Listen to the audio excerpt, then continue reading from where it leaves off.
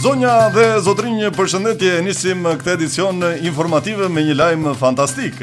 Më në fund salmonela ka ikur dhe kjo vjet re me rishfaqjen e reklamave në programet më të bukura televizive në vend. Në fillim, pas shfaqjes së këtij skandali, AKU reagoi menjëherë pas 15 ditësh duke hequr reklamat nga transmetimi sepse mishin nuk arriti ta gjente dot.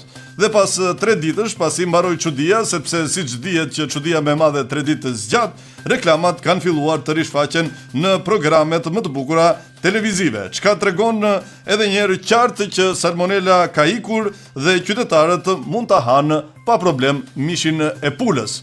Për më tepër, për të vërtetuar që salmonela ka ikur, po ka ikur fare nga syt këmbët, kemi edhe një dëshmitar okular që do të na dëshmoj këtë. Ndjekim dëshminë e dëshmitarit që do të dëshmoj. Mora ta fileto me ofertë unë, se me këtë shtëpi më thash po marja 2 kolje me të quar shtëpi. Kur sa hap televizorin, fileto me salmonel, pula me salmonela, apo na helmuan thashë, çfarë bëhet kështu? E nuk e hangra. Po mas ja 3-4 ditësh po shikonin Big Brotherin, nëse e shikojmë kështu familjarisht. Ata kishin kthyer ato reklamat e Dimalit edhe. Dimal këtu. E po thash unë s'pas ka salmonel, ka ik salmonela. Se po të kishte salmonel do i fusin këtu ata. Pse ja thash kun vipave, fileto me salmonel do të japin këta? Grua e thash. Bë fileto të ham dhe fëmijët bëu fëmijëve të ham fileto se s'ka me salmonel. Salmonela ka ikur. Rrofsho Big Brother që na hape syt se këto televizionet që kishin dhënë lajmin e salmonelës janë kazana.